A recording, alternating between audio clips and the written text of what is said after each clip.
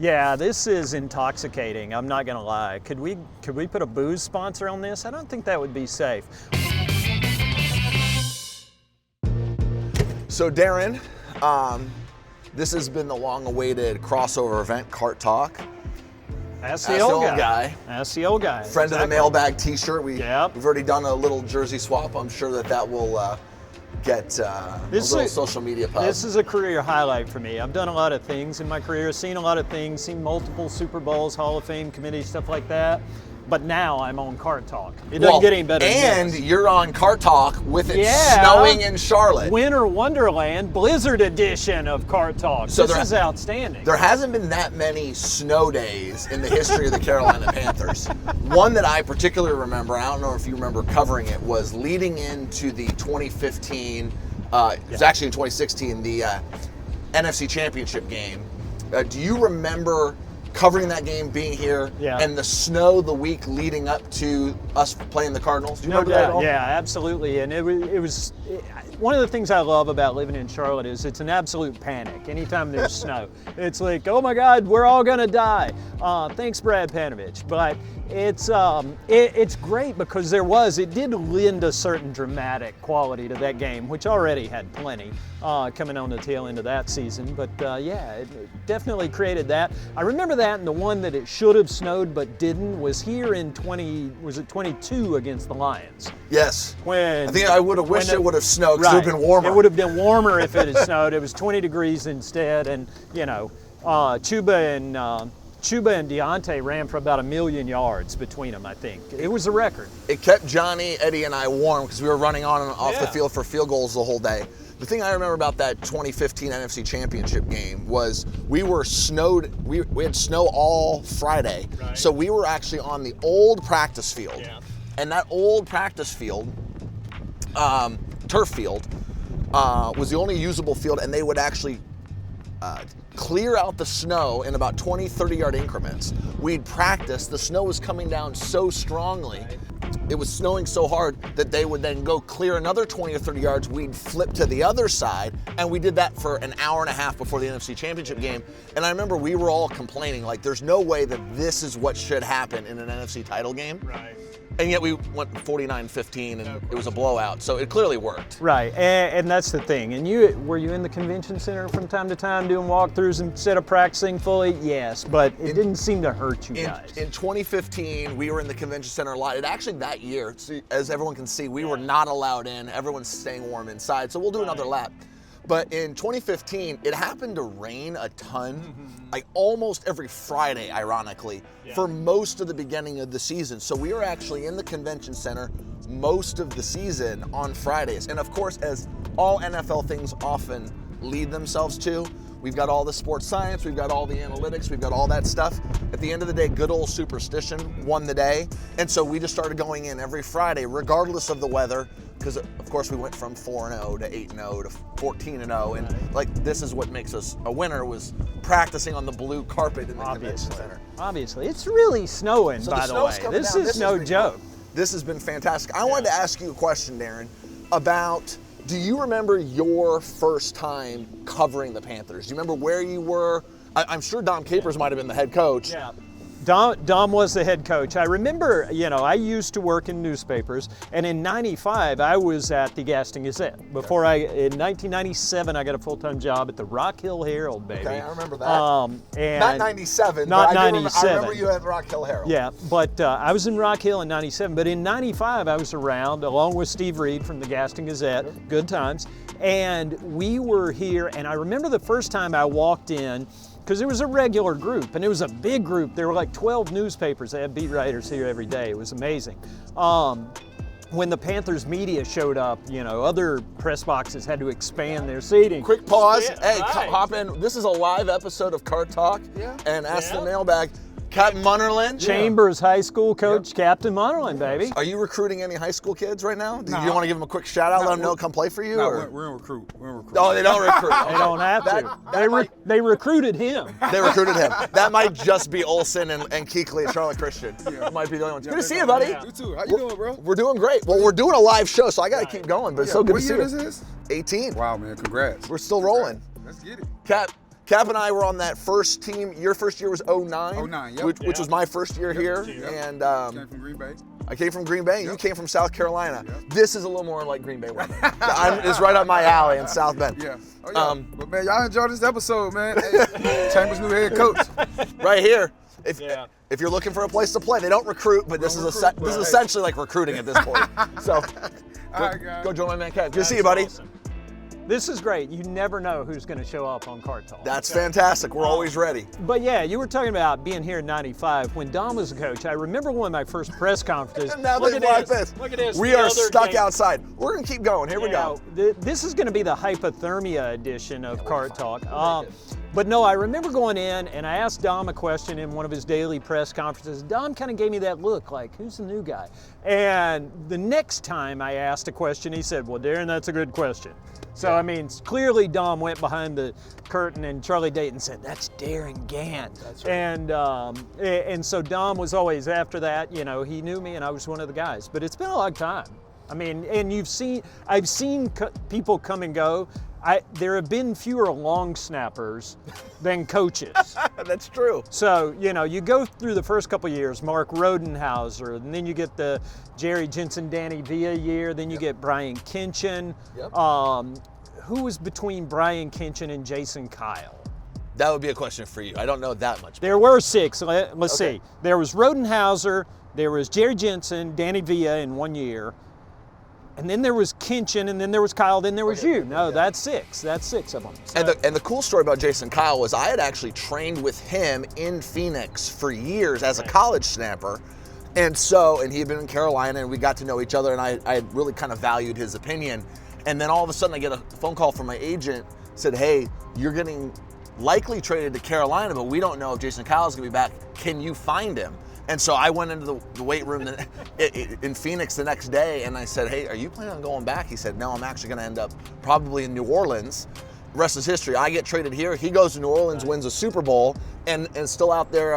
I think he's doing, owns like coffee houses in Phoenix, which I don't know how the coffee business does in Phoenix, but everyone loves coffee, so it's probably okay. It's pretty evergreen, I would think. Yeah, but you know, people drink coffee, so it doesn't really matter. And Kyle's a smart guy. I know he'll make it work. Super smart guy. He played till he was 40, so I'm modeling my career after him. And super smart guy. So now we're leading into the combine. We're leading into free agency. Is there a part of the season that you enjoy covering the most? I find, you know, training camp is the neat part to me because training camp, everything's possible. Everybody's 0-0, but you're also meeting a lot of new guys and seeing how all these new pieces, off seasons kind of take on their own shape. Guys come, guys go, you put the pieces together, but training camp's when you see everybody on the field for the first time and you never know what it's gonna look like until it gets out there. I mean, we've had years where you get out on the field in August and it's like, and then you've had years where this might work. So I remember thinking that way when you come out of, you know, 01 to 02. You know, when you go 1-15, come back John Fox's first year, that training camp immediately looked different. So are they going to open this gate? We are slowly getting ourselves locked out of everything here as we're trying to find more space. We'll be fine here. Our key cards this gate will go. I am certain of this gate. We'll wait. There it is. We finally won one as my fingers. Love it. Well, everyone knows like. I'm a data nerd. I'm an analytics nerd. I love the draft. I love free agency because, again, I think one of the cool parts for every fan base is, hey, what will our team become? And it starts with free agency. Obviously, you're always trying to re-sign your own guys first, trying to figure that out. Some guys you can re-sign. Some guys go get big free agent deals elsewhere. And then from there, it's, hey, the combine is like where that world of possibilities opens up, right? Like, everyone starts doing the mock drafts. How do we get all these players here? And then my favorite night of the whole year is draft night. Sure. Specifically round 1, you're praying for trades. You're praying for that one guy that you're really hoping kind of ends up at your team falling to the spot that you're in. And it's really fun. It was actually last year I stayed up because I love watching the draft. So I stayed up. We got to about pick 30 and I was exhausted. And I was like, I'm ready for bed. I was like, you know what? It's Dan Morgan's first draft. there's at least a possibility that he tries to climb up into the first round. I'm gonna stay up. Yeah. And that ticker came on, I was 32, I believe at that point. Buffalo and Kansas City had flipped, and I said, you know what? Darn it. Like, I stayed up and I got nothing. And at the last second, there goes the Panther logo. Now, I've also been on the other end. I'm sure Panther fans have been on the same way, which is, all right, we commercial break for sure. We've got hit with a lot of commercial breaks over the years. Do you enjoy being able to follow the team from inside the draft room, the war room, or did you kind of enjoy it from the outside, trying to guess and source everything? Well, sourcing is, it's its own challenge. It's relationship building. Sure. It's getting to know guys. I mean, talking about John Fox and Marty Herney for a long time, when I really had my feet underneath me at the newspapers and that kind of stuff, knew those guys well, talked to those guys a lot. It is a different challenge because when you're sitting in the room, or in the back of the room, or in the FBI surveillance van with the earpiece on, with our hidden cameras and all that kind of stuff. We may get inside the building now. Being in the room, hearing those conversations go on, you kind of have an idea of how that stuff happens. Sure. Because when you're on the outside looking in, you're finding that stuff out after the fact. When you're watching those phone calls happen, yes. One of the things that's interesting to me about watching Dan Morgan work. Some people are very conversational. Some people, these guys, it's like long snappers and reporters. They like to talk. That's right. And by the way, this is the most heavily edited episode of Cart Talk ever. The director's cut will be available on VHS and Blu-ray. But these guys like to talk, so the conversations go on and on. Watching Dan Morgan make a trade in the draft room, he picks up the phone, he's like, hey, you want to do 31, rattle off a bunch of numbers? Yeah, okay, cool, click.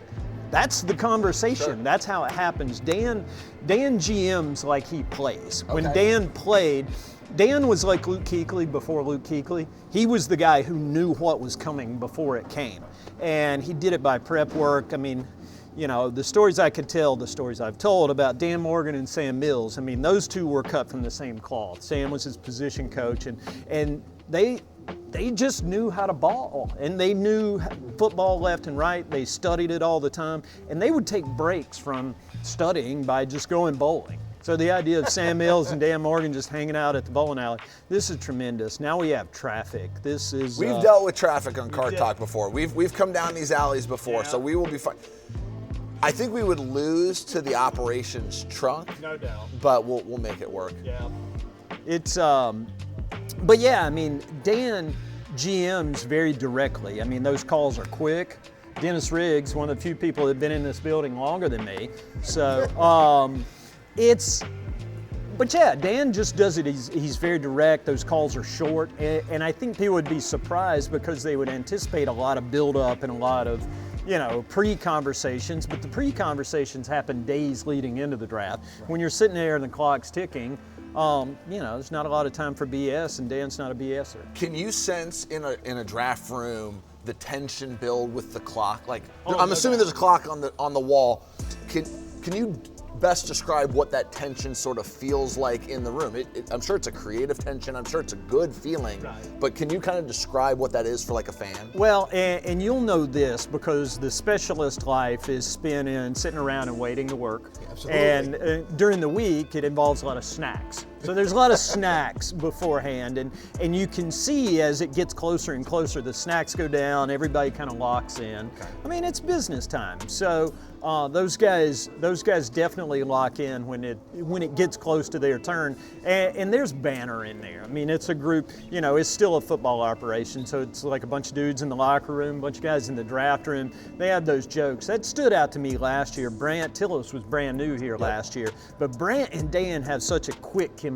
Okay. And I don't think people appreciate Brant's got kind of a wry sense of humor sometimes, and so watching him and Dan kind of back and forth and joke, and when Brant came out with the Dan Morgan jersey after the pick. Highlight, that was cool because they were delighted because Claire had everybody lined up. She was the one to go get the jersey and make all that happen. But yeah, I mean, those two got a good vibe going on, and it's interesting because they are so different. I mean, Brant's the very contracts, cap, analytics background, whereas Dan's the former player, and it works where one's strong, the other one, can yield, and the other one yields where the other one's strong. So it certainly seems like they've put together a really good tandem. They really have. And one of the things that I've noticed is they are quick to include the other sort of in the leadership conversation. It's not one or the other. It's really been a joint venture, obviously, with Coach Canales as well.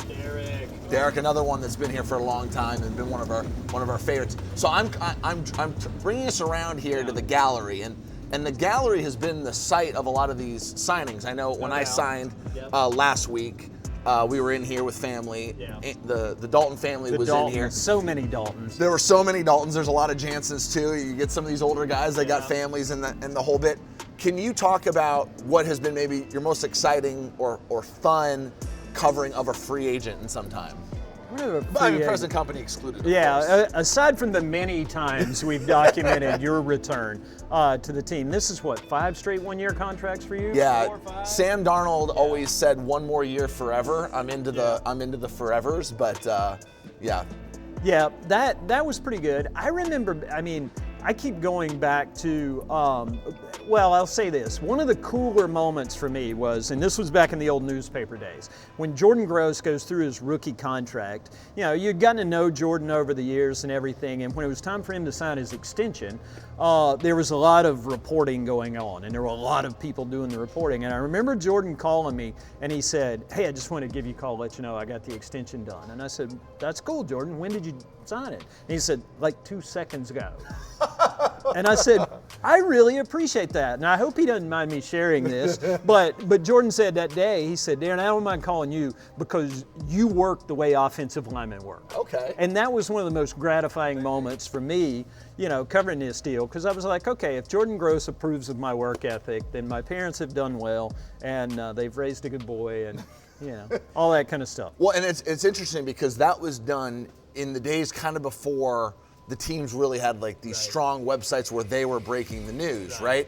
I was on the radio earlier this week, and I was joking with the guys over at WFNZ. They said, "Why didn't you let us know? You signed the day after you were on the show." And I said, "Look, Darin and I got a deal. Yeah. If I let Darin break the news on Panthers.com, he speaks nice of me on Twitter and all the social medias about our jersey combinations." And because that's what causes me to talk nicely about you. That's right. But it was a different time, right? And really now you look around the league, the teams are breaking more of the news. Right. They're trying to be an informational arm. I remember that was one of the big things that changed. We were one of the very first teams actually to do that, where the website tried to be more of a news source and try to tell it like it is. That's one of your jobs here, right? Is obviously you work for the team, but you're trying to give us authentic information about the team that fans can go to and say, all right, I'm getting the truth. I'm not just getting the raw stuff, which is important because fans need to connect to the players. Yeah, as well. I've never put my name on top of a lie, and I won't do that.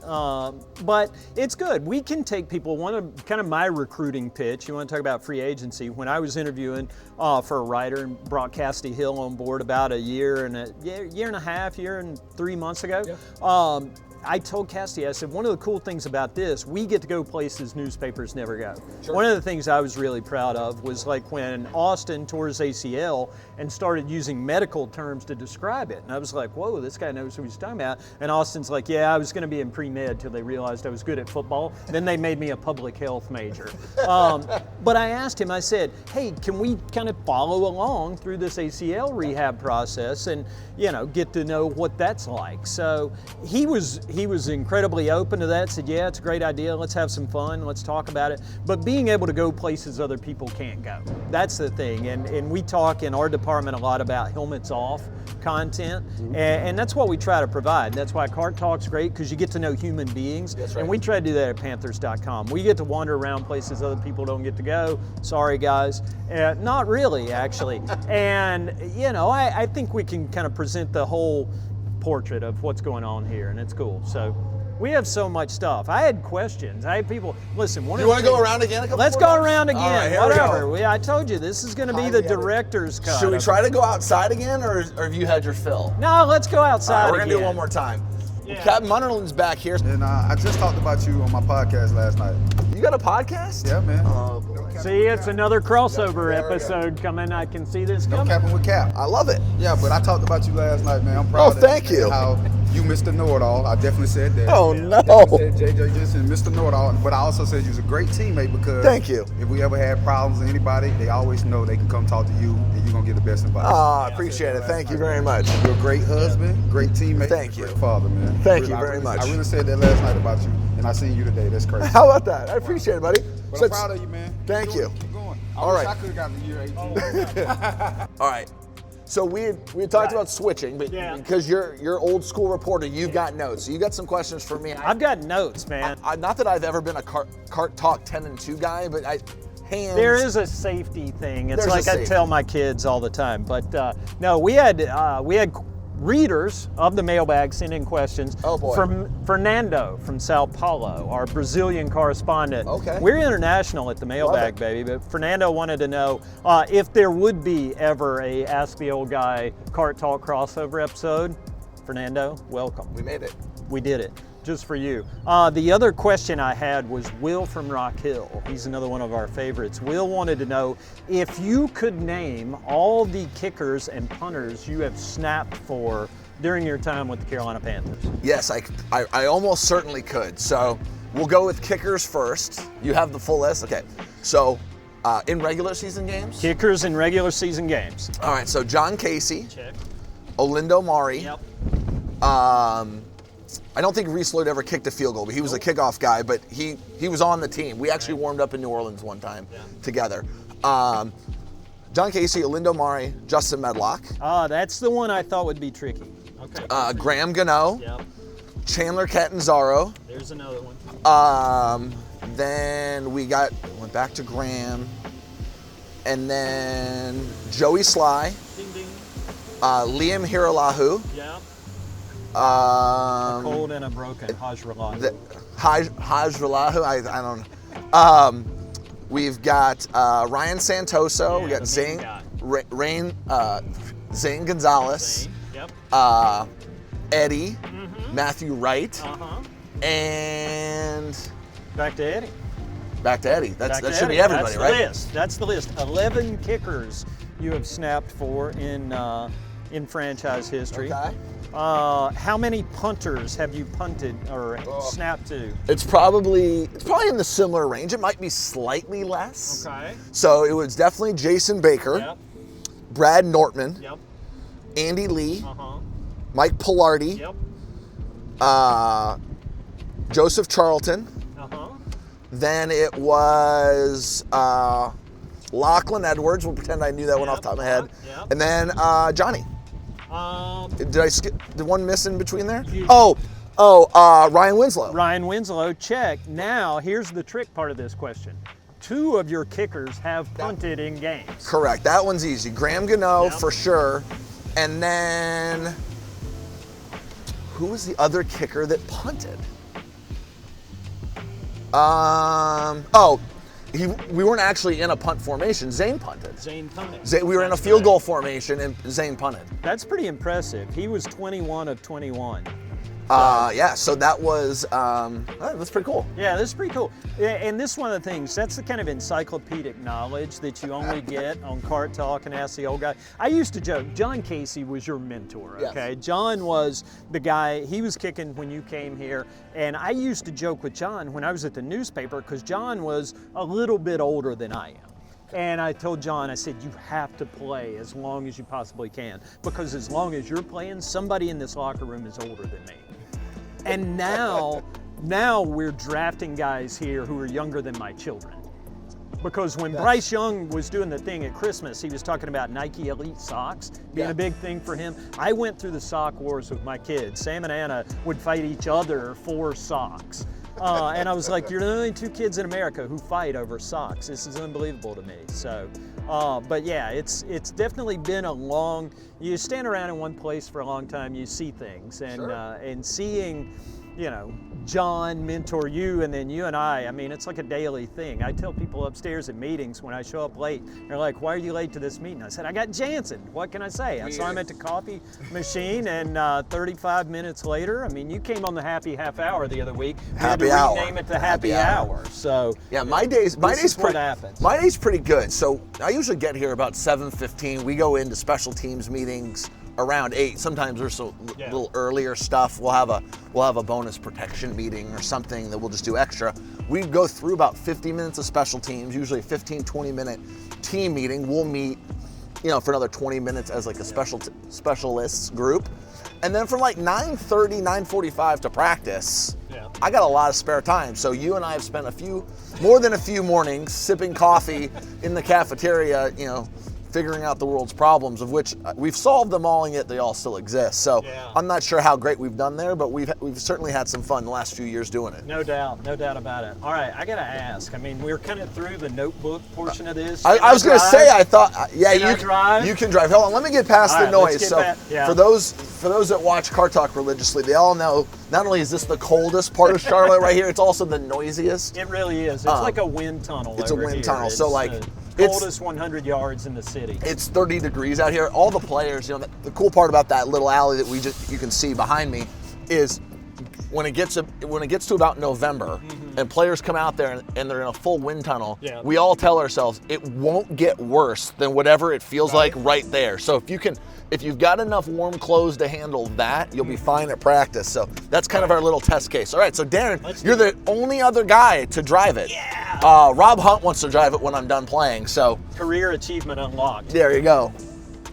I feel drunk with power right now. I'm not gonna lie. There's not much power in the driver's seat of Car Talk, but there's some. There's some power, and I always let it go right to my head. Yeah, this is intoxicating. I'm not gonna lie. Could we put a booze sponsor on this? I don't think that would be safe.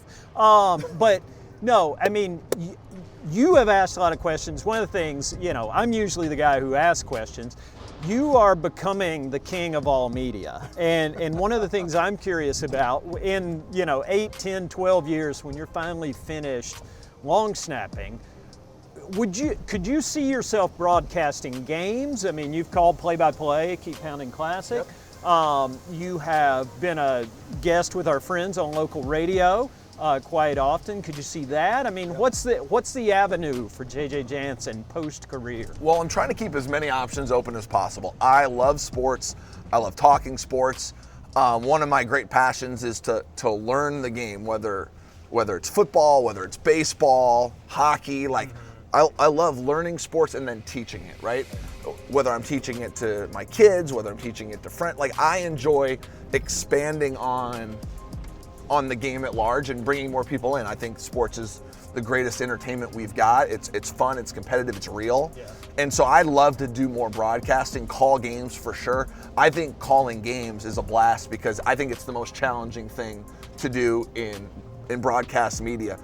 There's tons of challenges, radio shows, all of that is really hard. But for 3 hours, you don't know what's going to happen, and you've got to help guide an audience through what's going on, teach, entertain. I think that's as big of a challenge as there is. So that's sort of a career aspiration. Is they just nobody inside. Obviously, it's freezing cold out here. My hands are red, but that's okay. Yeah. But I'd love to keep they're going to have to let us back in the stadium. Yeah, we'll be fine. They will. We may have to park and just walk in. Yeah. Thankfully, my key card will work for another year, so we're good there. But I'd love to broadcast. It's one of my career aspirations, and I was one of those kids that grew up playing video games, broadcasting the game while playing the game. So I don't know if that counts on like a resume, but I've done it a lot. You've now spent, I mean, I'm the old guy and I've been here a long time, but you've been here long enough, you consider yourself Charlottean, right? Oh yeah, this is home. In fact, even this week on the radio, I called this our hometown. So my kids were all born here. We've lived here basically our entire adult life. My wife and I, we got married and literally moved here within 2 months, and we haven't left here. So this is home for us, and it will be. So what's JJ and Laura's spot for date night? Favorite spot? So there's a few. So every year kind of looks a little bit different. So Monday nights have historically been our date night. So Monday and Tuesday is kind of like a Saturday and Sunday to most of the world, with obviously Sunday being our big work day. So every year is a little bit different. Some years we go to a bunch of different restaurants. Some years it is literally the exact same restaurant week after week. It just kind of depends on what we need in that season of life. This year we were a big go to Lincoln Pin just down the street from our house, get a steak, have a drink, share some French fries. Like, we did literally the same thing every single Monday night with very few alterations. Other years we've bounced around. We've got a few spots in Pineville we like, a few spots in Matthews. We now go down to Ballantyne a little bit more. We've moved a little further south. So we realize there's more than just like 2 minutes from your house. So we've explored 15, 20 minutes from our house, and we've gotten away a little bit. Urban adventurer, JJ Jansen. Yeah, we're just starting to kind of get in the phase of life where the kids can sort of fend for themselves when babysitters come over or something like that, which makes it a little bit easier to get away. But the season is such a long grind. Right. We've found it really important to have a steady date night, usually Monday night, so we can reconnect, because Sunday is just an onslaught, and all the pressure building up to that day and all the work that goes in, not just by the players, but by their wives and the children. And I mean, it's an all-encompassing universe that well. Right. Monday's become a big day for us. Yeah, I remember, and families get to know that stuff too. I remember, this is one of my favorite stories about my daughter. Baby girl kind of got to know back in the old days when I was at the paper, I would always fly out on Saturday for a game, be back on Monday. Sure. And now that I'm on the team charter, that's really nice, because you're get back around. Sunday night. That's Sure. pretty cool. But she was used to the rhythm of, okay, Dad was gone here. When I went to the 05 NFC Championship game in Seattle, Okay. where the Panthers unfortunately ran out of running backs. Jamal Robertson from Ohio Northern University, little kick returner. They were the polar bears, which would have been perfect in these conditions. But, so I was out there an extra day for the Seattle trip, and I think I still have a voicemail that just breaks my heart in my phone of my daughter going, "Is the game over so Dad can come home?"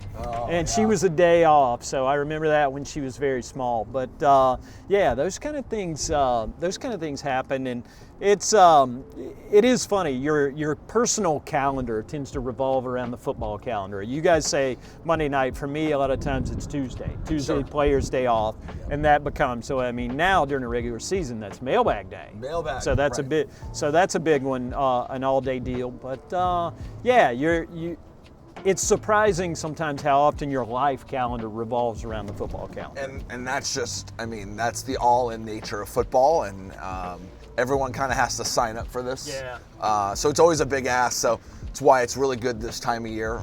Get a bunch of family time, get away. You kind of have to recalibrate everything and get caught back up, because the football season, it's really 9 months straight, Right. and it's an onslaught. So it's fun, but everyone needs a break. No doubt about that. Speaking of break, we should probably go inside. So let me show you where we usually park for the end Okay. of Car Talk. So if you'll just pull up here, we'll kind to of go the past end of the trailer. End of the trailer, we'll hang a right. All right. And I'll kind of show you how we generally finish. Of course, I'm usually sitting there. We're usually coming in from practice, most of Right. them we have. So you get a few of the guys with their coaches kind of finishing. You always know who the hardest workers are, because they're the people coming in when I'm finishing Car Talk. While I'm doing the Cart Talk Should I take episode, the corner? You can go right in here. All right. While I'm doing the Cart Talk finale, we got all the hardest working players, the Chuba Hubbards, the Tommy Trembles, No doubt. the Raheem Blackshears coming in. You're like, oh, those are the guys that are actually working hard. Well, some guys are not doing that clearly quite as much. Right. My job has usually been done for about 2 hours Yeah. at that point of practice. So we did this once before, but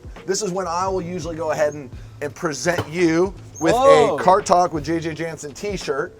Excellent. Once again, you might actually do this. I always ask the guys, hey, will you go ahead and wear this on the team flight? They always say yes, and then when it actually happens, they don't do it. So maybe you'll be willing to do that. Maybe we'll have a trade. Yeah, I will absolutely do that. And now for the crossover episode, you are now again officially a friend of the mailbag. I appreciate that. Thank you very Yeah, much. this is the highest achievement in mailbag history. Once again, so. Darin has actually given me one of these shirts, and it's actually in my locker. So this is Yeah. my second one.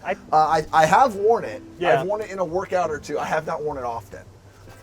So I mean, it's a special But now I have occasion two, so now I t-shirt, can get so- it. Now I can get one dirty and one clean. Yeah. I'll be good. Hecker's got one also. Good. I think I presented him one when you guys broke down the coin toss, the history of the coin toss Yes. a couple years ago based on snack waffles. The honey flavored snack waffle is always gets your heads and tails right. That was, and again, we can get in the mailbag archives for that one. I wrote about 1,000 words. It was like a Paul Harvey bit. Yeah. And now you know the rest of the story. Of course, I'm probably the only guy that knows that Yeah. reference. So. And yeah, exactly. You're the guy. So, as I told John Casey, you have to hang around so there's somebody almost as old as me. I'm happy to in do this so. place. I'm All happy right. to do so. Good stuff. All right, buddy. Appreciate it. I got to drive the cart. There you I go. made it. All right, guys, keep pounding.